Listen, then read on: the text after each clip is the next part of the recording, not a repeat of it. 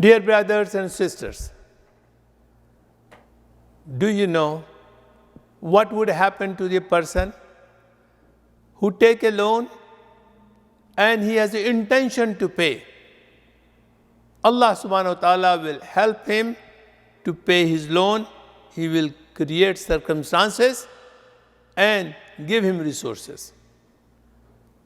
And what will happen to that person who have the intention not to pay the loan? Allah subhanahu wa ta'ala will create more losses for him and he will suffer more.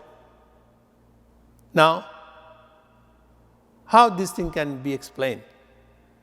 In Bukhari Hadith number 2387, Abu Hurairah radiallahu anh reported that Prophet sallallahu alaihi wasallam said, "Whosoever takes money of the people with the intention to repay back, Allah subhanahu wa ta'ala will repay on his behalf."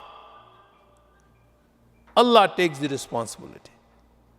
Now, and the Prophet sallallahu alaihi wasallam said in the same hadith, "Whosoever take the loan from the people and have the intention not to repay back, Allah will spoil him. Allah will create more losses for him." Dear brothers and sisters, we have to understand few things. Number one, we should not take the loan unless it is necessary. Number two, we must have always the intention to pay back the loan. If you have that good intention, then Allah will create circumstances and the means to pay back the loan. If somebody who has the ill intention of not paying the loan at the time of taking the loan, Allah will create the circumstances of causing more losses for him than the loan, and he will suffer much more greater, not only in this world, also in the hereafter.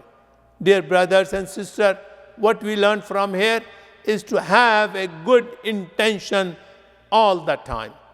Thank you. Allahumma salli ala Sayyidina Muhammadin wa ala